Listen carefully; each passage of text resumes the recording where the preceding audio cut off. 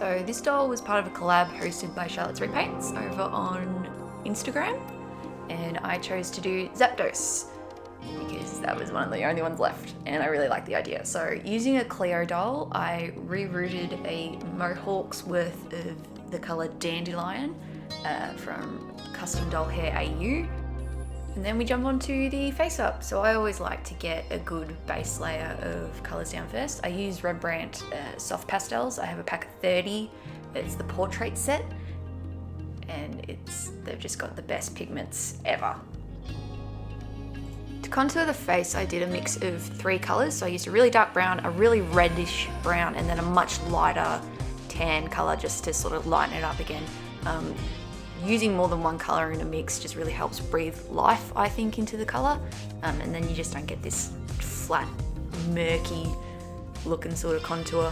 So I just contour a little bit under the cheekbones and then just around the forehead, because that's what I've seen people on makeup tutorials do.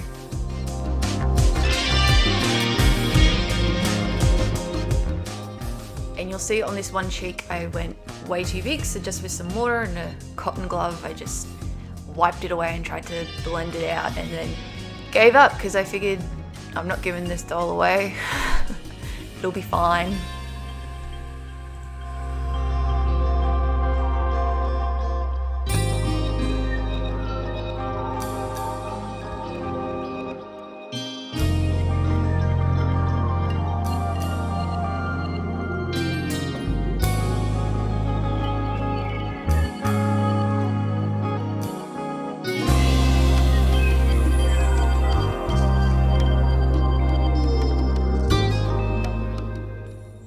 Here I'm just going to get started on the eyes, tried and true method of using a lighter colour first and then slowly building up your colours so you don't make too much of a mess to begin with. I always start with my weaker eye first, so the eye that I find that I don't draw as well, because then I can go to my stronger eye and have a much easier time of copying what I've done on the doll's right side on the doll's left side. And here I'm trying to get that really sharp triangle shape that the original art of Zapdos has. And sort of just being a grouchy, sort of frowny looking character. That's the aim anyway.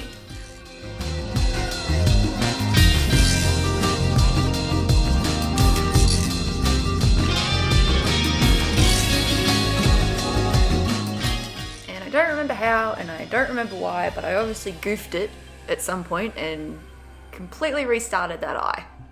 So the good thing about working with watercolor pencils is you can just get a cotton tip and some water and it'll just wipe off. So I'm starting this eye again. I don't know why, I can't remember why, but I obviously thought it was worth recording.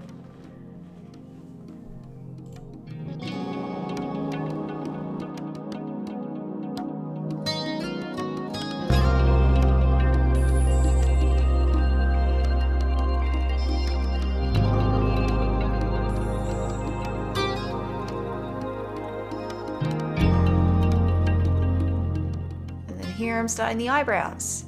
These are a lot thicker and a lot frownier than I usually do. Usually my characters kind of look a little sad and confused. And then I started to do the highlights on the doll's forehead. Now, the brush that I used still had black pastel in it from a previous face up. I don't know what, I can't remember, but that definitely showed up. And I just decided, whatever, I'll just leave it. There's no point stressing over it. It all looks fine in the end. I just kept doing what I was doing.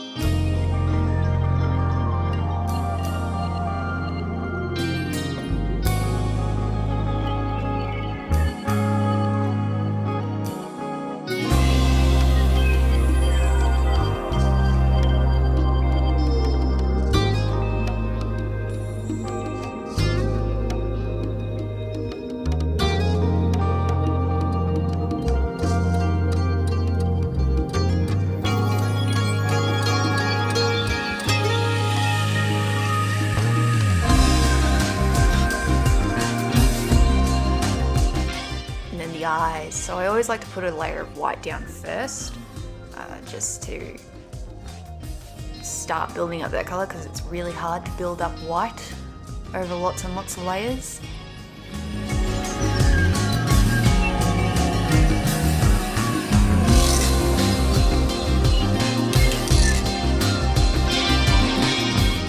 So you'll notice here while I'm penciling in highlights that there are tattoos on her abdomen of Articuno and Moltres.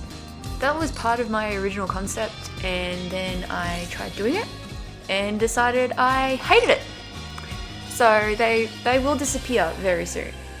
But here I just blush the body, try and make it pretty, even though it's about to get a treatment of acetone.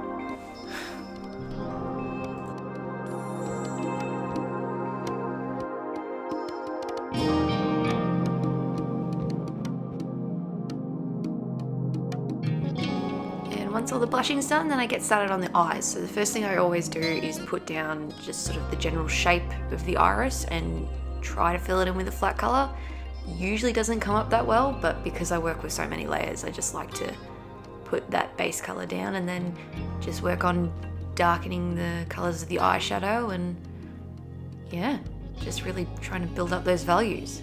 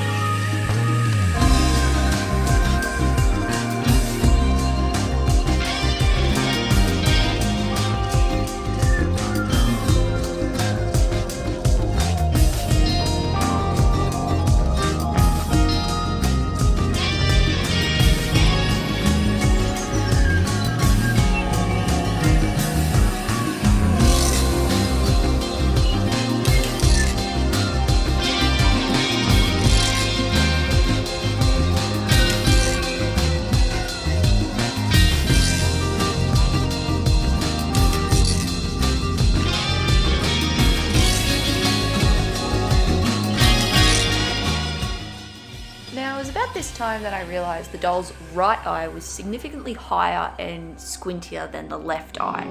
So I decided to add some scars to justify the goof. I was very tempted to wipe the entire eye off and restart, but I don't have time or patience for that, and it's not that big a deal. So I just put in some scars to sort of justify the eye being a little bit smaller. So I just took a really light pencil and some reddish tones to help it look a bit inflamed.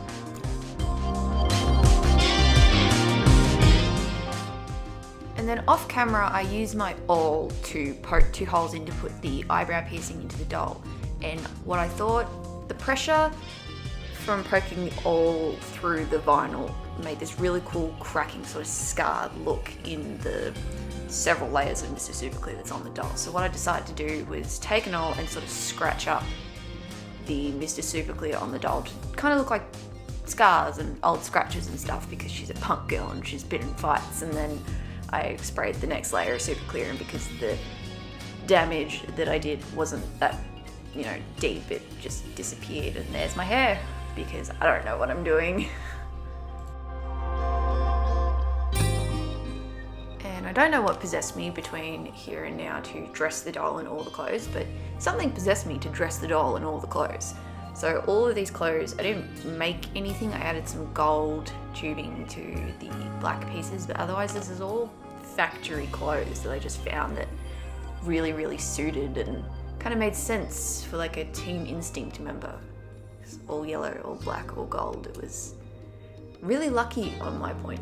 So I'm just adding some more highlights to the scars to help make them a little more pronounced, as well as just going over some things to just help build up colour, especially around the eyes and some of the shading, and just to really give it that final pop before I stop adding to it.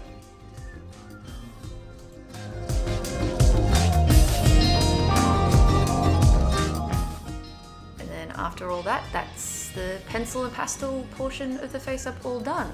So I'm going, after another layer of Mr. Super Clear, I'll add the highlights of the eyes with a Posca paint pen, and just very, very gently, but you'll see anyway that I get a spot of paint on the doll's face, and just wipe it off with a Q-tip before it dries.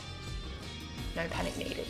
And then I Mr. Super Clear that again with the UV cut, and then I'll add a glossy top coat using Liquitex glazing medium, because that's all I have for a glossy top coat, and I think it works just fine. So I do the lips and the eyes. So before I even started the face up, I'd already blocked in the colours for the hair. So the scalp of my doll where I want all the black is already black. So I've just got to put PVA down, and then we'll tap the flocking on and press it in, and then brush away the excess, and that's really how you flock something. If you wanted to do multiple layers, you can. I tend to find with the brand that I use, I don't need to, because it's made for card making, so it is really nice and thick.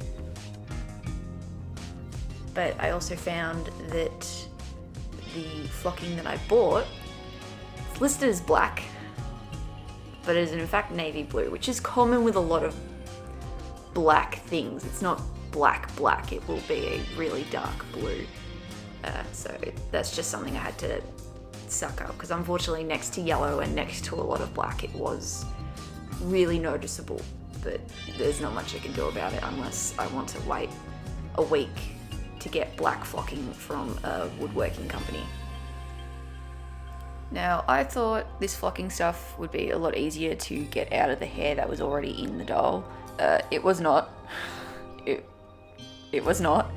But I just decided that I didn't mind it that much, and it sort of gave the illusion of her roots growing back in.